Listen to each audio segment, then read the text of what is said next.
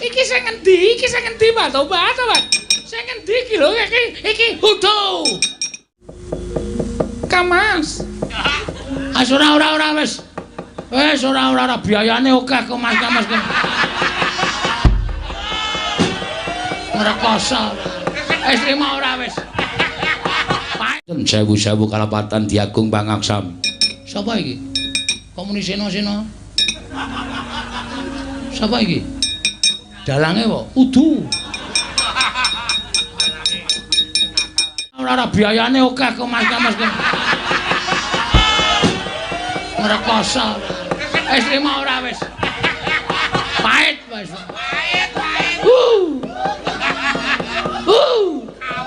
Ora ketok kaya mangkel aku. Rumasane. Wis ora aku Mas Kamas kok ndasmu atos.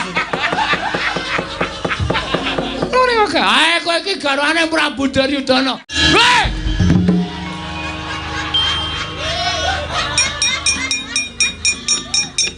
Iki aku kok ngedep pengilan iki piye iki? Lho aku kok ngedep kaca iki piye iki?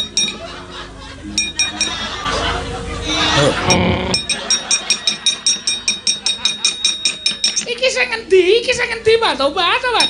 Sing endi iki lho iki Hudo. Wis Banowati cenanangan. Wis. Ya jonglelen kowe duwer. Duwer cangkemmu ya duwer kok kowe wis duwer. Ya mate dereng aku kowe.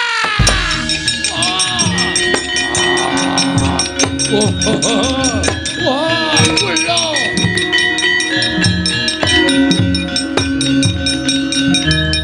Iki kaya Jim Citrasena. Inggih sinuwun. Kowe ingkang jaga ringin kurung negara Ngamarta, kowe mbiyen bangsaning Jim. Sapa iki? Komuniseno. Sapa iki? Dalange apa? Udu.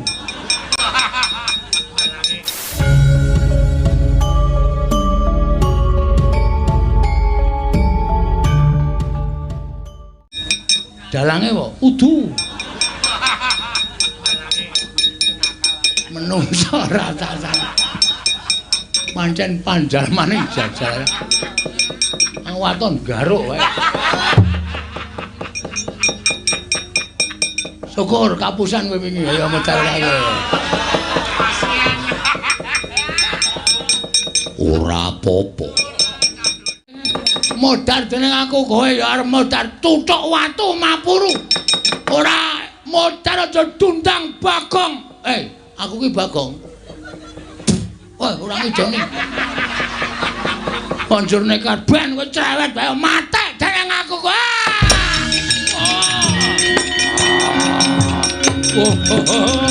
Wah. Kula.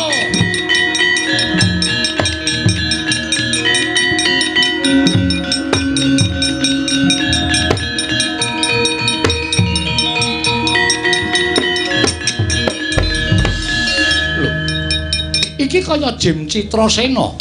Inggih sinuwun. Kowe ingkang jaga ringin kurung negara Ngamarta, kowe mbiyen bangsaning Jim. Kowe undhagi ingkang yasa negara Ngamarta kasinggihan. Tumuli kowe diwenehi pengayoman dening Kyai Prabu Puntadewa, kudu mapan ana ringin kurung negara Ngamarta lan jaga marang negara Ngamarta. Lah kok dadi iso kaya mengkene kahanane? Sejatosipun namung nampi dawuhing dewa kula kinen babar sawijining cariyos ingkang magepokan kaliyan Ki Lurah Bagong kula nyuwun pangapunten sewu-sewu kalapatan Diagung Pangaksam. Sapa iki? Komuniseno. Sapa iki? Dalange apa? Udu. Menungso rasa-rasa. Pancen panjalmane jajal. Waton garuk wae. Syukur kapusan kowe wingi ya medal kae. Ora apa-apa. Hidup-hidup sedekah. Ayo Balya ning ringin kurung. Balya aja gawe memala. Inggih ngestakaken dawuh Ki Lurah Bagong kula nyuwun pangapunten. Tak uyuhi sok ringine. Wis gawe masalah karo aku kowe. Ben pesing. Ampun apa? Mulyana. Inggih ngestaken dawuh. Wah.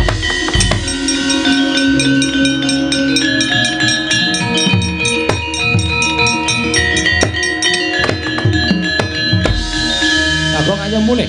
Nah, ayo mulih. Ora sane negara Ngastina. Iki Kyai Prabu Duryudana lagi nesu-nesune. Kok Prabu Baladewa lagi duka-dukane merga saka kowe nggone wani Gebang lan Dewi Banowati. Kula niku mboten Gebang, kula niku mboten napa-napa. Kamas. Ora wis. Wis ora biayane akeh kok Mas Kamas. Ngrekoso. Wis trima ora wis. Pahit wis. Pahit.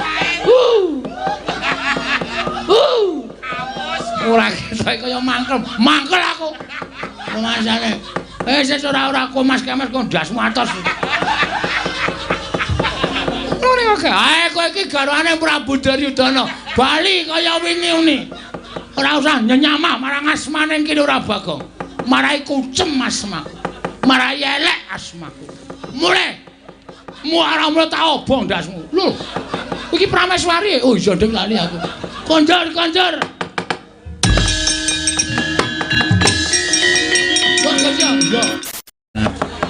Ayo, ora tau weruh ning taun ning sekaten lho nek kowe. Nek sok sawara kaya dolanan sing nggo ndase iso mandung-ndung. Persis ayo. Ayo warang nyeneng. Dolanan sing nggo ndase iso mandung-ndung. Persis ayo. Ayo warang nyenengke kok ya. Ayo. Ayo di anu apa jenenge tutup. Apane? Iki gara-gara iki. Ditutup piye maksudnya? Ditutup ya seneni kok kira lakone rung rampung kok ditutup ora. Aku itu berasa aku ora enak. Berasamu ora penak piye? Selama aku gojek-gojek iki kok atiku kok deg-deg ser. Deg-deg apa kae jenenge? Deg-deg sar tuku gudeg nang pasar. Ya konangan sing duwe deg-deg sar. Kok kaya orang anu ya ora jenak lho. Lah ngopo sing tok pikirke apa? Bojo? Ora. Anak-anak? Ora. Lah kowe ngopo ninggal gawean? Ora. Kabeh wis clear. Oh. Kabeh wis rampung ning kok rasane iki aku nembang-nembang ki mau ki atiku kaya ora jenak, kaya ora biasane ngono lho. Ha iya. Ya wis rasa digagas. Po ngimpi. Hah? Ngimpi. Biyenane ngimpi aku nene tak tuku ra metu. Lho. Ngimpi kok dituku ra metu ora. Ngimpi ki aja disambungi karo angka. Ngimpi ki diglijah, dipetung. Ki ngimpene apa? Ora ngimpi aku. Oh, meng winginane iki anggere muni gawe wedang gelase mrucut pecah. Lho. Arep madang piringe tememplak. Segone wutah piringku pecah. Lah ngopo? Mlaku kesandung. Nginep lawang gejepit. Wong sarwa rekoso mulane ngopo to iki? Kowe iki ketiban cecak to aku. Weh, Gong, tiban cecak iki elek firasate lho. Nek jarene wong tuwa ketiban cecak iki nek ora disuwek cangkeme. Cangkeme sapa? Cangkeme sing ketiban. Matamu. Ora nesu iki disuwek cangkeme cecake kuwi mau disuwek regetek ngono ki men iso ilang saraf sawane. Kuwi jarene wong tuwa mbiyen percaya ya ora ya ora apa-apa. Ngono. Diban cecak kowe, diban cecake. Jekel ora cecake, mlayu. Waduh. Terus pengen anakku ngimpi kaya untukku petel ya, Tru. Lho. Kok tandane kok sarwa ora apik to, Gong? Untuk petil iki ya ora apik. Untuk petil iki ya bakale kowe apa salah sijine keluargamu ana sing ra ana. Gareng apa ya? Utuh. Pecah mudar ora. Wong untune petil kok diarani aku ora. Jarene salah siji keluargane ora ana. Engko gek kowe, Reng. Kowe iki wis mengkis-mengkis kaya ngono. Ya ora kok ya. Pokoke sarwa ora kepenak. Sandalku ilang siji to iki. Oh. Ketemu ora? Gondol kirik. Pokoke iki sarmitane ora becik lah. Nyawang anak kaya trenyuh kae lho atiku, Tru. Oh. Nyawang bojo kaya sengit. Oh. Pengen arep tak gantekke. Kuwi jenenge ora sasmita kuwi kan utekmu sing bosok ora. Heeh ben mampu ya men. Ha iya. Ning apike tak takokke bapak wae, Truk. Takokke bapak. Bapak ki wong pinter, bapak ki wong sarwa ngerti ae paningale awas. Lek mung tiban cecak kuwi didaturke bapak mergane apa, sebabe apa. Ya ning ora ngimpi to, Gong. Ngimpi aku, Truk. Arep omong is wedi aku. Ngimpi ngopo? Omahku ki ewo. Lho. Gong, ora sembrono lagi, Gong. Iki ora dianggep main-main lho, Gong iki. Ngimpi omahe ewo kuwi elek tak kandhani. Wah, iki piye kowe ora matur bapak? Oh tak kletak ndasmu lho. Ora meden-medeni to. Impene kembange wong turu. Aku ora tau tak gagas ning kok atiku aku wis omong to. Iki kok tratapan atiku tratapan. Karo kowe wong anggo sing bakul lemper. Aku malah nyanyi iki kepiye? Ya sowan Bapak Yatraya ndak ora betah atiku. Ya yo. Janing yaning talaga kadilangit oh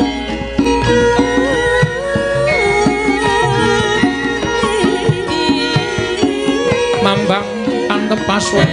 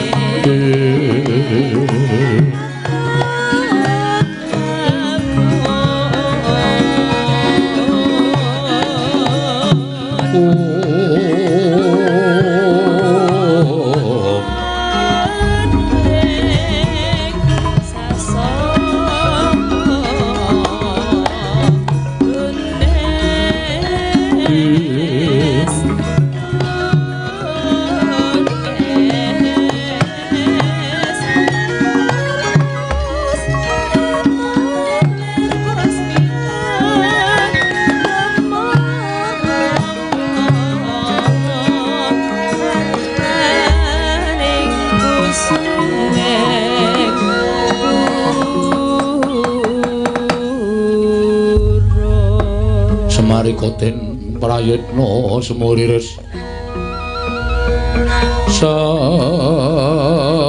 samuriris eko balik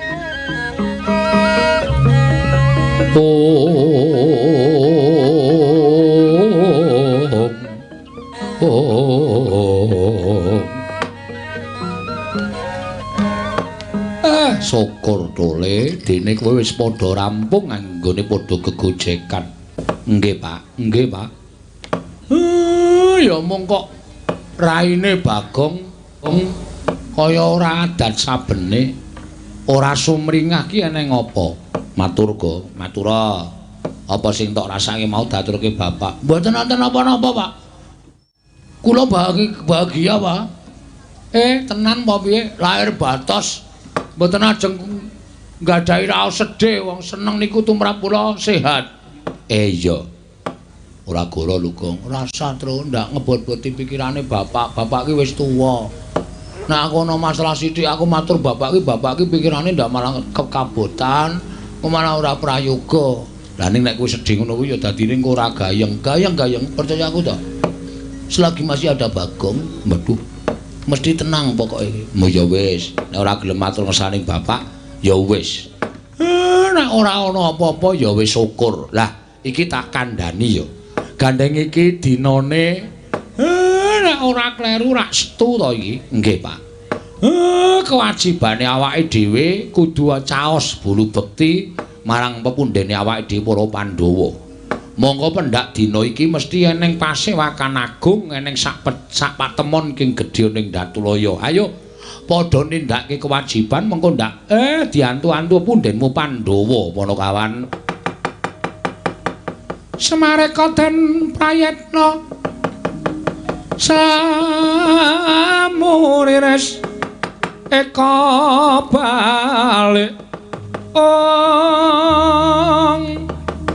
titiyani gandayani trisanya purnama sasi kilar-kilaran ing tengah latar milang lintang Bima Sekti dereng ngantos paripurna sami mbal wacana praptaning rawing Sang Arjuna dumrajak tanpa harapan karya kagiat sangya para Panakawan wau.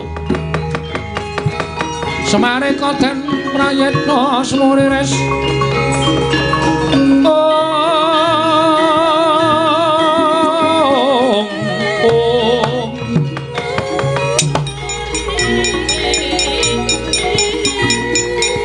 titiyane gandayani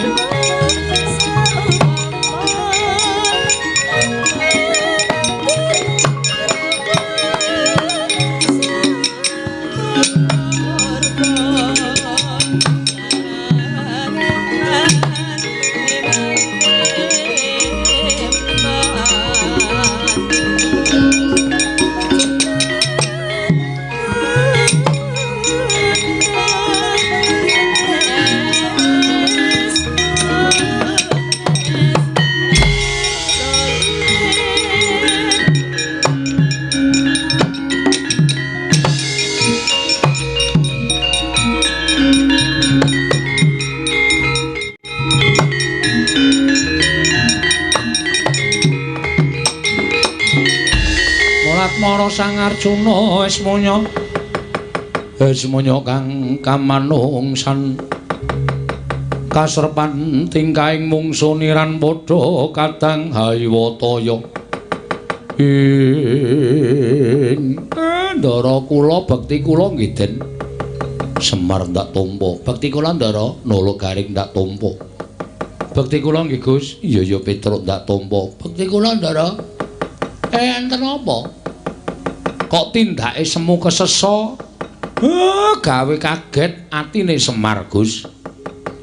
Kakang Semar praptaku ning kene ora perlu kelawan Kakang Nayantaka, ora duwe perlu kelawan Garing apa dene Petruk.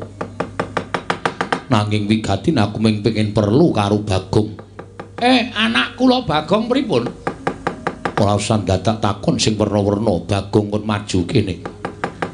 Panakawan ora ngabekti karo Bendara, gawe wiranging Bendara, Bagong kon maju kene. Kowe aja rumangsa kelangan Bagong. Aku ora sudi duwe abdi jenenge Bagong. Memirang marang asmaning para Pandhawa. Lan aku wis ora sudi ditutke dening abdi kang jenenge Bagong. Malah gelem ora gelem lan ikhlas ora ikhlas Bagong anakmu bakal tak perjaya Kakang Semar. Mlayu le, mlayu Gang. Wah, wasane ngopo iki?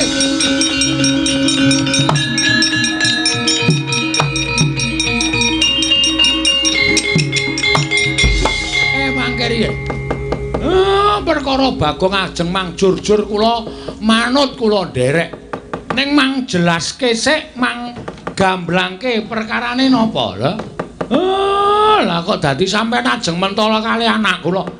Koko Prabu Mandura rawuh ning negara Ngamarta. Paring dawuh yen to Bagong wani ngewat kelawan Kakang Mbok Ayu Banowati. Bagong wani maling ana ing negara Ngastina, mongko sing dicolong Prameswari negara Ngastina. Apa pantes anakmu duwe kelakuan sing kaya mengkono? Aku ra sudi dadi karo Bagong. Yen perlu yen pancen Kakang Semar bilani karo Bagong wiwit dina iki kuwi aja ngetutke Janaka. Aku ra sotah ditutke Panakawan.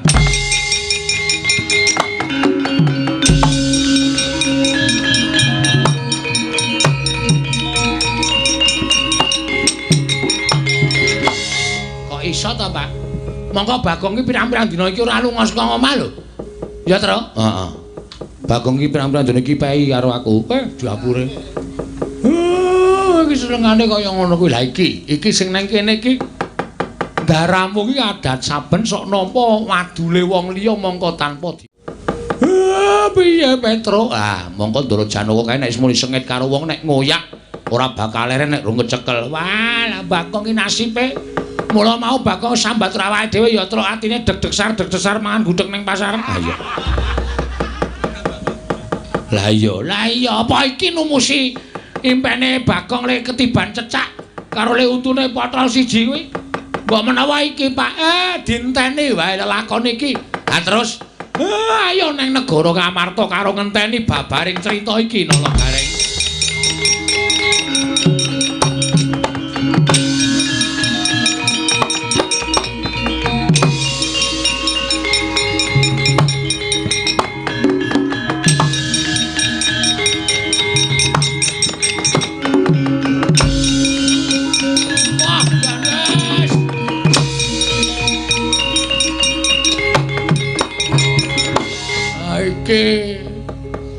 Iki sing tak rasake ket mau gara-gara kok mergane arep tak liwungke atiku nek atiku wis ora tentrem ngene iki wis. Aku dadi Ndara Janaka menuduh aku sing ora tak lakoni. Bagong kowe wani nyolong Dewi Banowati. Bagong kudu diikhlaske. Aku ora sudi ditutke Bagong. Nek perlu Bagong tak pateni. Wah, matartap. Atiku untung Gareng terus mlayu Gong, mlayu Petro ya mlayu Gong. Mlayu aku. Waduh, doyak Wah, wis monggo kae nek nganti matek aji sapi angin. Mesti kecekel aku iki nek ora nlusup nang alas, nlusup grumbul, nlusup semak-semak belukar. Ora bakal iso slamet aku saka Ndara Janaka iki.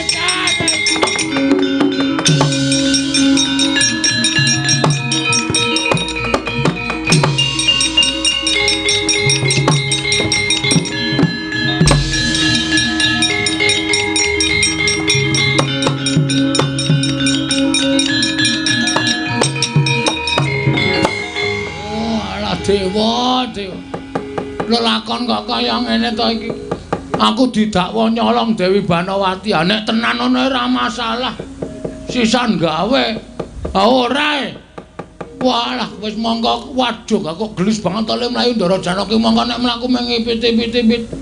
Bareng mlayu kok bantre ra jamak-jamak. Iki aku ndelik nang ndi wae mesti konangan. Aku mlayu nang ndi wae mesti iso kecekel. Wes mbangane mati saka tangane Ndara Janaka. Lho wong aku golek dalaning pati. Napa ketemu kok ya? Dalaning pati iki ya angel digoleki. Nek dalan gawe. Petengah kaya ngapa mesti ketemu yakin. Anggere didepke kipas angin kok. Muni mak yakin mesti soalnya ketemu asem tenan wis lah piye iki wis gantung apa ya nek gantung ya engko nek sing tak taleni kuwi iki kuat nek ora kuat mah tugel ming pinggethok ora sida mati Ndara Janaka teka Bagong pecah ndas mutos modal kok rekasa to bengi iki uripku jan apa gara-gara nyanyi nganu apa jenenge iki sing nyanyi Sinden cendik mau apa ya? Wirasate ora apik jan wis. Wis ngrekoso. Wis aku tak golek dang sapa sing ketemu karo Bagong kanan apa wae kuwi sing tak anggap dalaning patiku.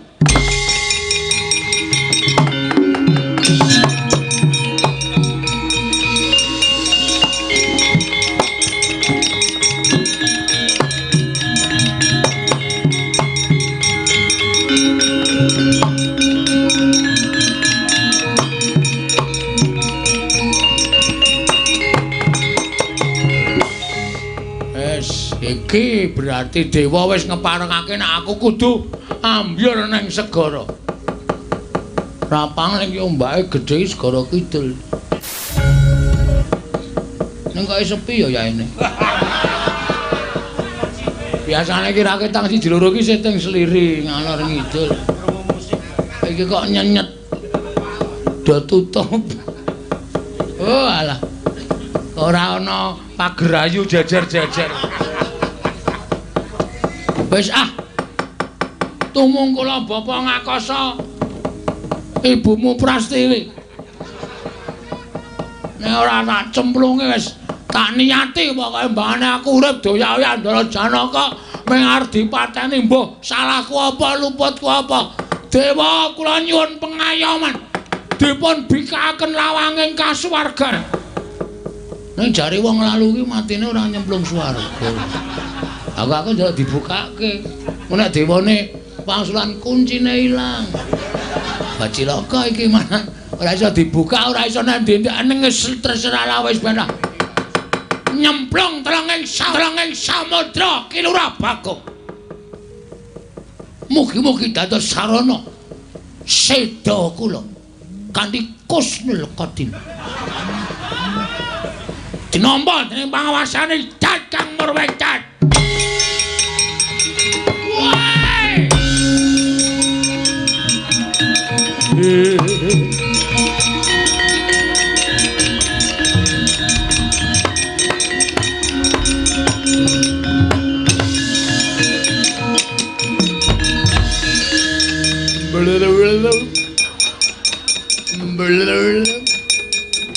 Nang segara ki arep ae enggak iso renang nek kekampyuk ombak dadi klelep.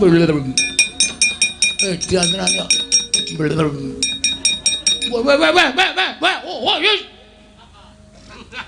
Edan. Sapa iki ngising nang segara iki? Kemambang mengenangi bathukku. Mangane mesti basa tongseng-tongsengan. Ketara atose ra jamak-jamak. Iki saya nengah aku itu boleh jadi patiku tenan.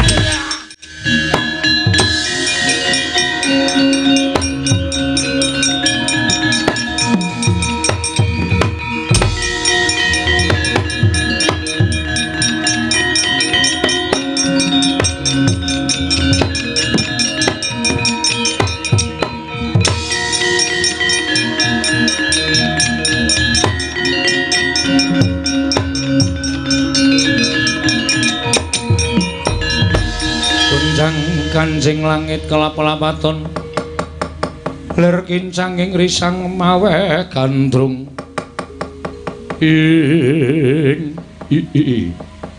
mastu nama sidam sekaring bawana langgeng mula kok buron toya padha kepanasen awit gara-gara ingkang tumanduk ana ing samudra kabeh padha sambat jebul kecemplungan Bagong nganti ora eling Purwadusina. Bagong Panakawan ulun tambani ulun Sang Hyang Baruna ingkang tunggu segara Panakawan Bagong.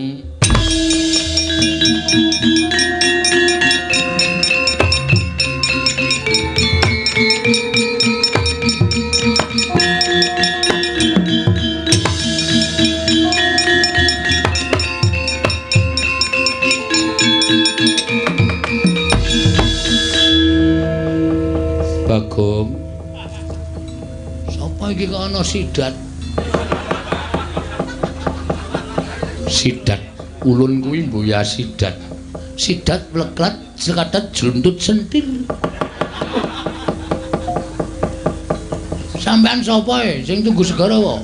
Wong wilahing. Lho malah janturan. Ulun dewa. Ngapuse.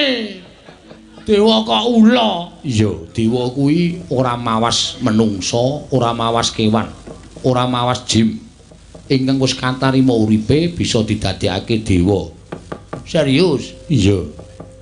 Sapa kowe? Kita takon lawan ulun. Ulun apa ulin? Ulun.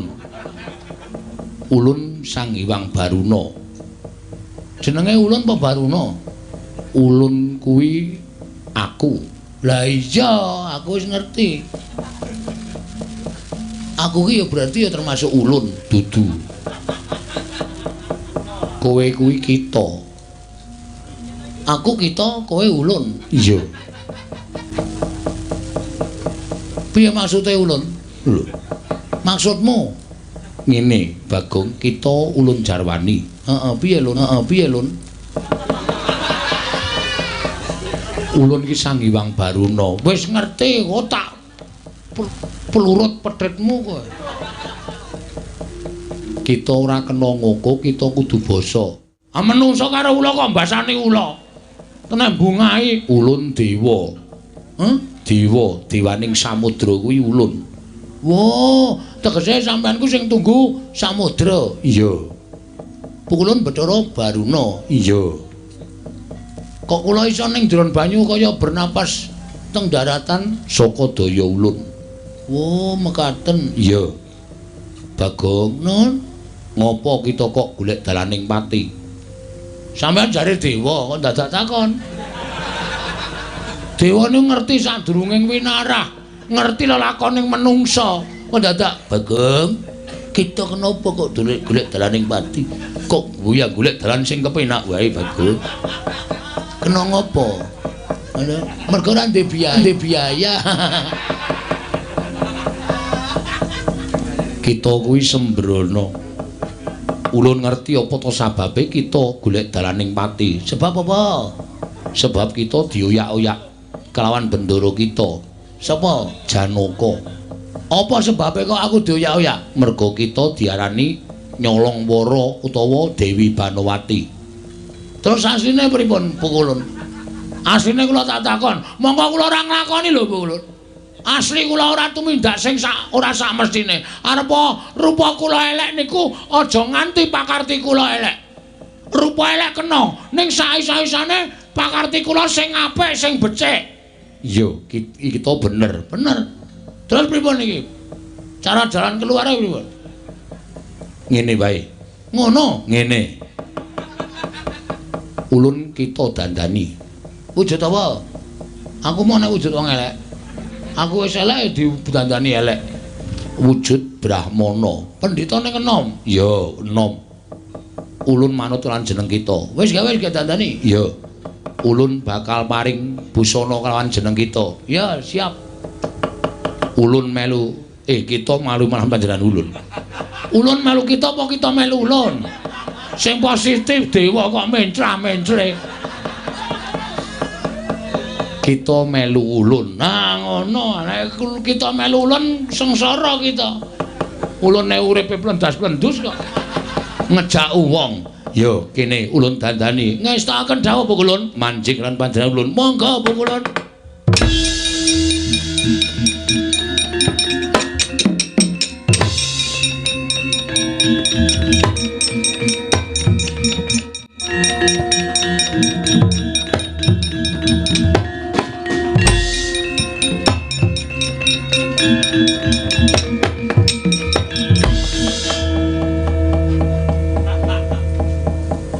Iki aku dadi kita dadi ulun apa? Iki ulun dadi apa kita? Lho. Kita dadi Brahmana. Wah, jan. Ning kok katokan cekak ta iki? Iya. Iki bagus wae elek. Ya mbangane rupa kita sekawit. Lumayan iki. Nganggo topi koboi barang. Iya. Kita nulun paringi tetenger Begawan Godo Githik. Wah, telek. Didandani jenenge elek, mesti rupane ya elek. Mboya, kita kuwi arep rupane elek ning ampuh digdaya. Wes arep ampuh digdaya rupane elek percuma. Ora apa-apa, Bagong. Terus Begawan Godo Githik ulun paringi pusaka. Pusakane apa jenenge? Iki wujud watu. Watu apa? Iso dimbanke ora?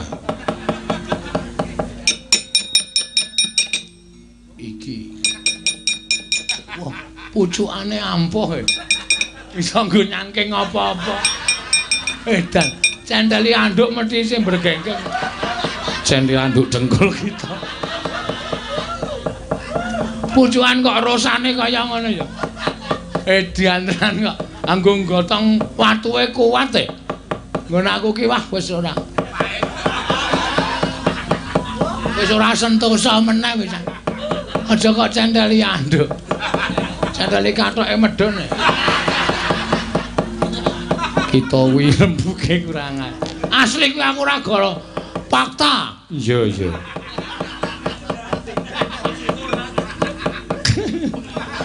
Men kala-kala. Kala-kala sok gleleng, kala-kala sok oke orane. Iya, iya. Diantenan. Nganti asline aku wis sedih. Iya. Kita nggawa iki supaya dadi pusaka nggon kita bakal mbabar lelakon iki aja nganti jeneng kita asor merga saka pokale wong kang nyolong ning negara Ngastina membo lan jeneng kita mengkono ngono ya inggih aku cemburu karo petite cara Baruna jan ketok pengkuh banget kaya ditato. Dan ditato bolot. Iya, pantes. Gaya tenan. Arep wis tuwa ijek gleleng. Cemburu aku. Iya, iya. Terus kula lek metu saka segara, kita numpak pedhet ulun. Ulun nuncalake kita bakal jedul saka segara. Ngestaken dawuh pukulun.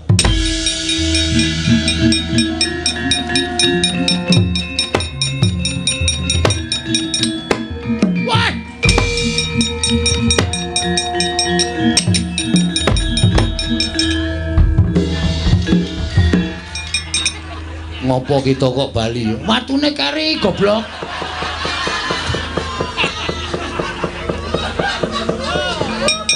Bali kok renang banter banget. Watune kari. Iya iya. Lah kita ora nggawa kok. Wis yo. Ceninengan. Urung ditumpahi kok disanggoke munggah. Gawe. Yo ulun uncalake. Wes.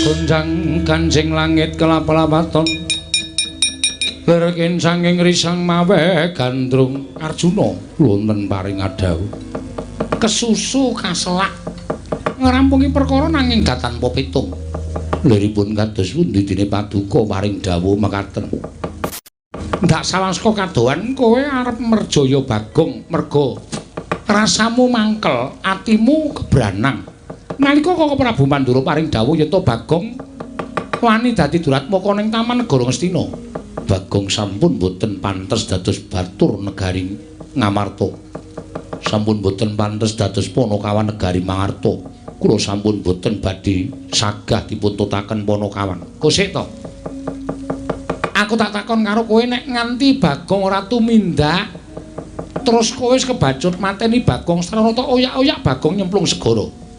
Saiki kowe kelangan ora upama Bagong ora nyata-nyata nyolong Yai Ratu Banowati. Koko Prabu menapa Koko Prabu Mandura badhe pang ngandikanipun badhe goroh dhateng kula. Nek mestine ora, ning rak bab kabeh mau perlu dibuktekake. Kados pindahanipun buktekaken. Ayo tak kanthi nang negara Ngastina. Monggo kula dherekaken.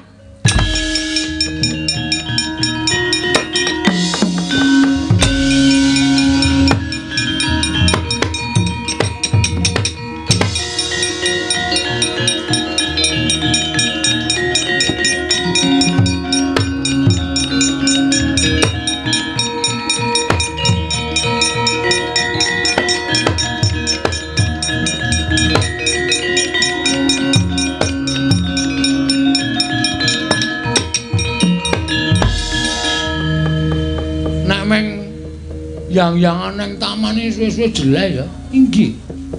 Ya pipitan ya. Lho. Pipitan dateng pundi wong jenenge Prameswari kok mung dijak pipitan. Wes pokoke sederhana tapi mesra. Enggak perlu yang mewah. Inggih. Ora perlu kudu kaya putri ratu kaya Prameswari. Saiki kowe iki dadi bojone Bagong. Bagong ki wong sederhana, Bagong ki wong kere. Nang Giri Kaliyo. Wonten menapa? Yang-yangan. Tobat. Karo ndelok wong. Yo. Mboten mawon kula menawi pinggir lepen mboten mawon. Namung sak mangke menika kantun entosi nek pancen Prabu Duryudana menika mangke megat kula panjenengan sampun nggadahi sawetahipun kalian kula. Kula dipun dibatos pangwaosipun ki Lurah Bagong sawetahipun. Nek Prabu Duryudana ora rawuh mrene megat kowe terus aku diladeni ya. Inggih, mesti langsung. Iki kolorku wis kendho dhewe. Inggih. Nek ngaten kantun tata-tata kemawon. Wis kok tak adepane Prabu Duryudana nek tekan kene.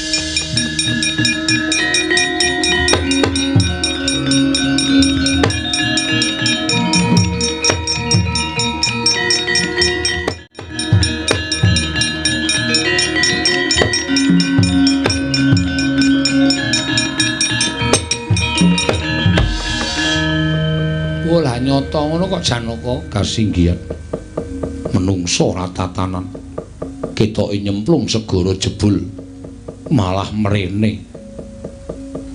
Bagong kowe ora pantes urip ana ing alam padang.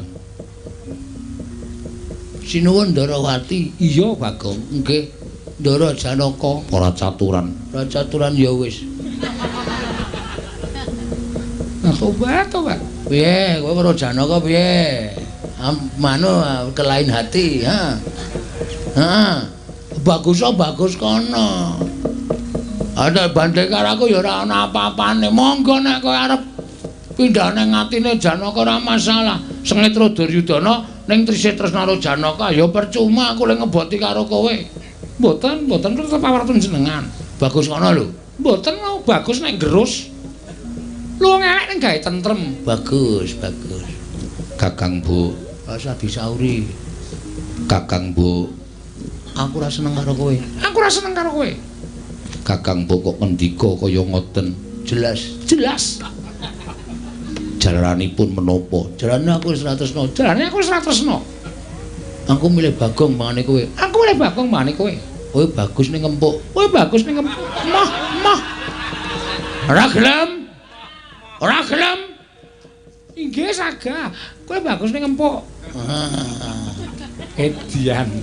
Lah iki kena dayane apa kok dadi Bagong kaya ngono iki lho. Elok tenan kok. Weh lah dalah Yai Ratu Banowati kok dadi manut. Lah coba. Kowe gelem bali ora Bagong? Mboten. Wani karo Nata Ndarawati. Wonten, kula niati teng mriki.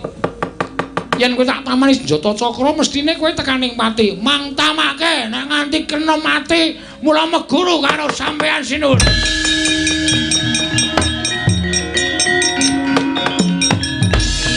Winatek dening Nata Ndarawati. Parandene senjata cakra datan pulun medal saking kancing gelung kaget kadrawekasan Nata Ndarawati. Gat Bathara.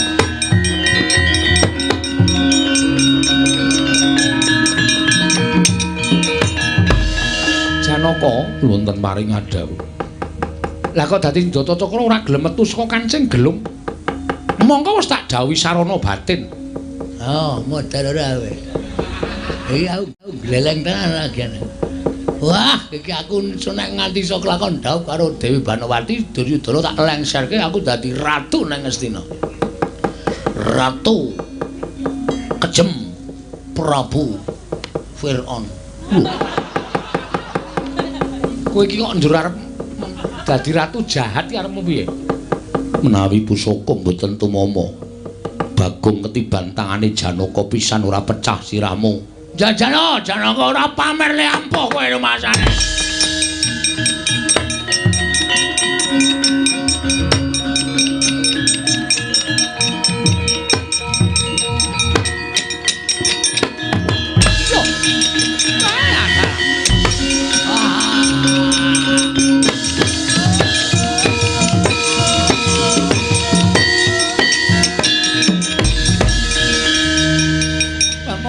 Manjunge nyonyunge. Yugen karo ngobal bantot. Aku iso ora sengaja sok metu dhewe. Tak nggo gerak awakku mak des. Tobat. Santai, Dewi Banowati, tak uruse pokoke perkara iki.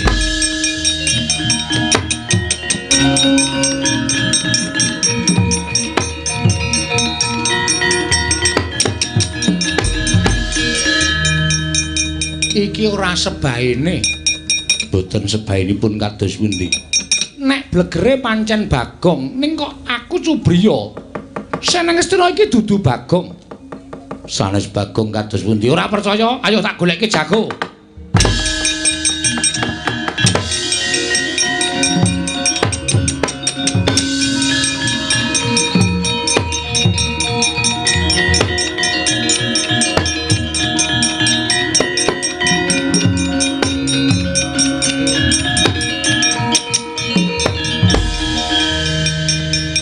Iki sapa ana pendhita kok nuwun sewu pasuryane kaya dudu wong. Oh, baruna kae kok tak plurut tenan kok. Ngapusi karo aku jare tak dandani pendhita bagus. Lambene kok nganti turah-turah semono. Iki sapa? Pendhita Klyang Kabur Kanginan. Layangku. Tak wingi ora sah nyanyi to, jenengmu ki sapa? Begawan Gada Githik. Begawan Gada Githik. Piye? Kok mesam-mesem apa jenengku lucu apa? Ora. Apik lagi iki aku ngerti jeneng Gada Githik. Kuwi arep nggo githik apa? Nggo githik sesuatu. Ora perlu ngerti. Kowe sapa Prabu Kresna? Kowe lah. Ampuh tenan iki. Janaka wonten dawuh. Takon aku wis disebut jenenge Kok Prabu menika tiyang kondang. Menawi kalian kula dereng kantenan ngertos. Kowe sapa Janaka? Kowe lagi lara ati ya? Kowe lagi lara ati mergo yangmu dipek wong, ta? Sobat ambiar kowe.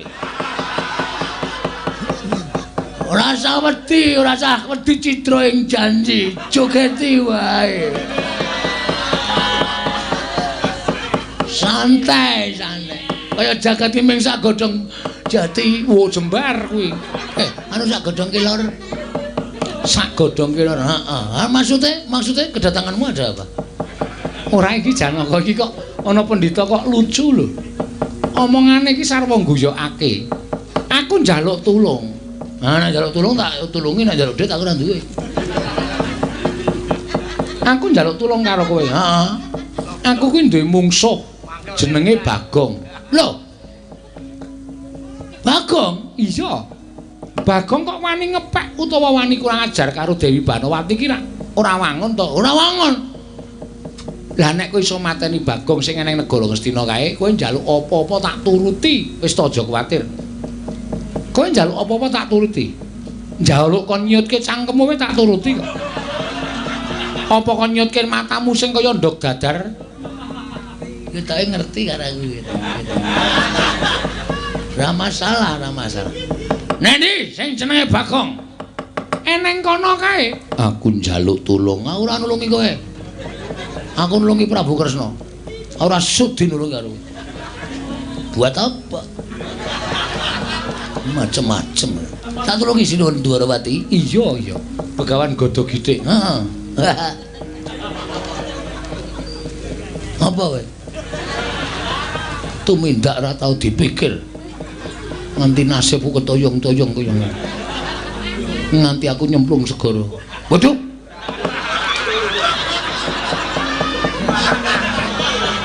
Koko Prabu. Iya. Kok pendhita niki wau bloko nyemplung segara mongko sing kula oyak-oyak nyemplung segara menika Bagong. Lah wong kowe iki jenenge wong ora awas. Kowe kira wong ora awas to? Kae mau ki sapa rumangsamu? Edian. Mula karo ki lho kok sajae kaya sengit banget. Sengit wong kowe iki ya ora nganggo petungan kok. Ora luput kok tok oyak. Saiki piye yo? Nek kanane kaya ngene piye? Sing dadi pendhita iki mau sapa? Terus sing nang Istina iki mau sapa? Lupute sapa? Aku tak takon karo kowe. Aduh, penawi mangke kula saged pinanggih kalian Begawan Godho Githik ingkang sejati. Kula badhe nyuwun pangapura. Lah nek ora njaluk ngapura kowe dosa kowe Janaka.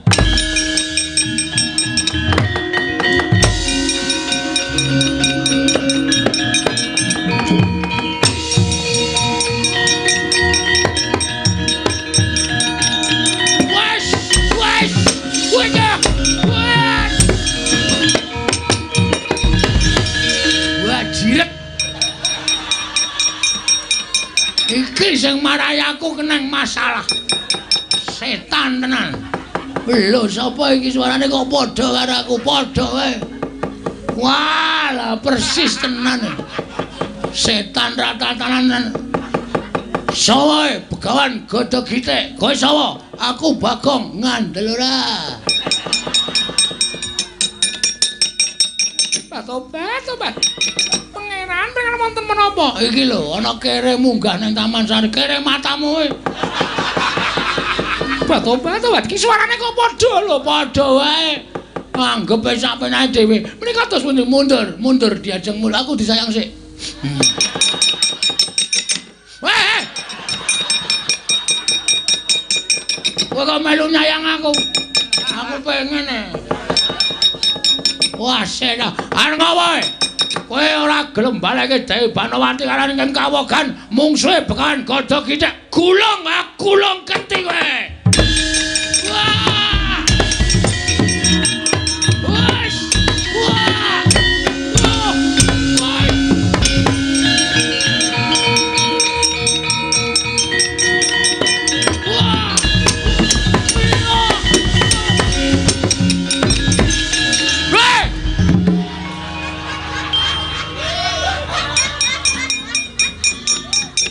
Iki aku kok ngedep pengilan iki piye iki? Lho aku kok ngedep kaca iki piye iki? Padha e. Kok gak ngedep kaca iki?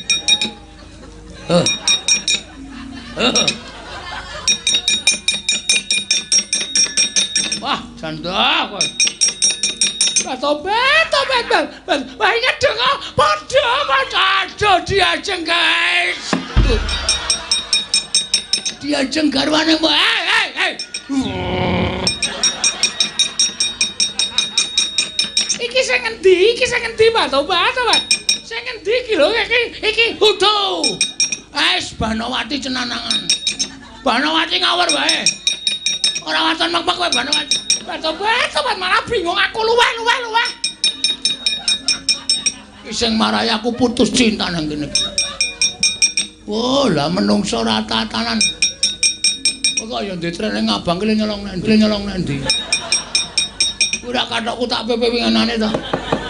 Ora tak goleki kok ora ana jebul tok agem ning arep nggo gawe kucem asmaku. Aku kowe sing kudu mati. Kowe sing kudu mati. Wah!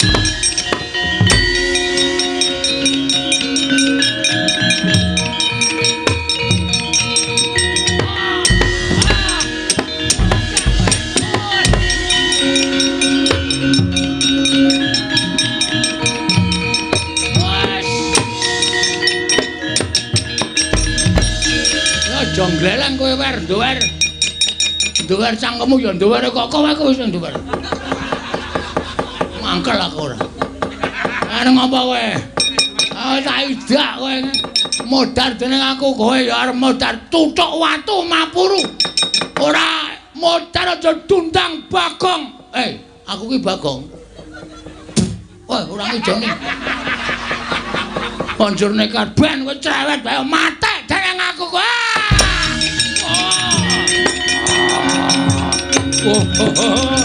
Wah. Kulo.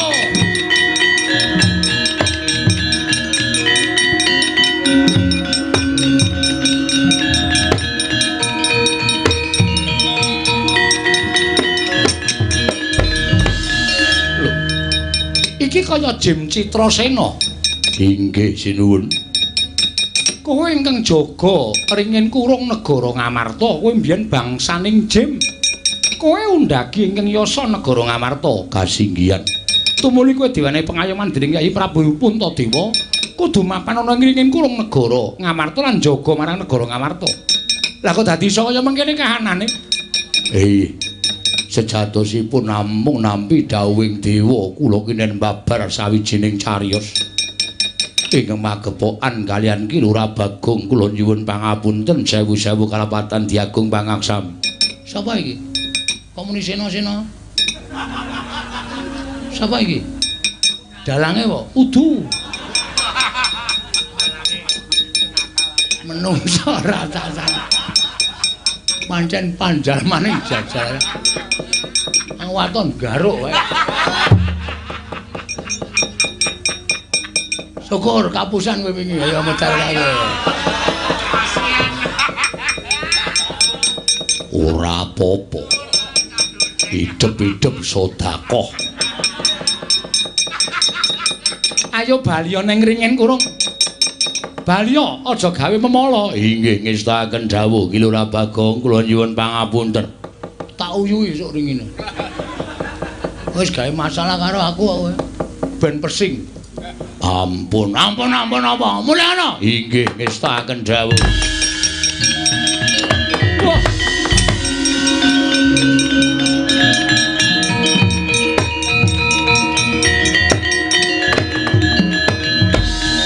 Bagong ayo mulih.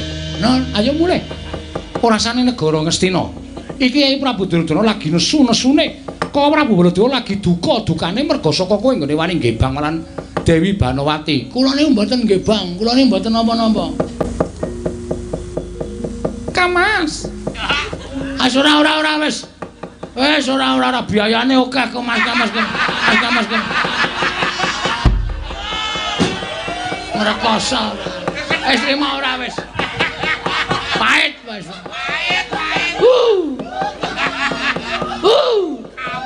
Ora ketok kaya mangkel aku. Rumasane. Wis ora kok Mas Kamas kok ndasmu atos. Lore kok. Kowe iki garwane Prabu Duryudana. Bali kaya wingi-wingi. Ora usah nyenyamah marang asmane Ki Lurah Bagong. Marai kucem asmaku. Marai elek asmaku. Mulih. Muara mulo tak obong ndasmu. Lho. Iki Prameswari. Oh iya ndeng lali aku. Konjor. Kok kerja? Yo.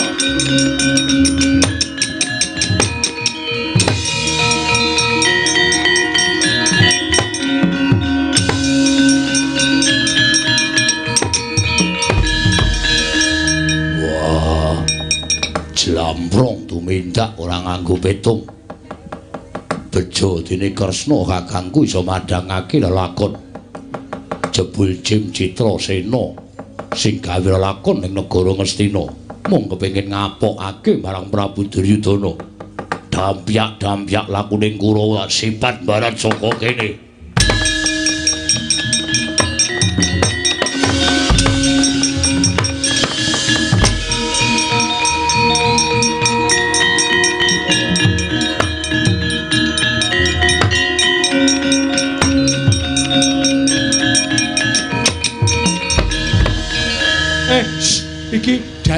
Iki bagi aku. Wes. Bengi iki lakone aku. Bang Aso. Iya. Pon paripurna, Ndara. Iya. Purwa Madya lan Pasesa Busana. ah tenan ora kleru-kleru sedaya menika mening kinaya kaca benggala saben cerita ringgit para sedalu atas menika monggo kula aturi amethik ingkang awan dipun bucal ingkang tebih ingkang sae monggo dipun ugemi sesarengan kinarya sangu anggenipun badhe wonten ing Candhi Prambanan. Semar. Kula. Eneo. Aku malah bingung. Bagong ora entuk kok kula ora entuk dadi peran bengi iki. Sura Sudira Jayane Kangrat Siwa Brasta teng amping olah Darmastuti.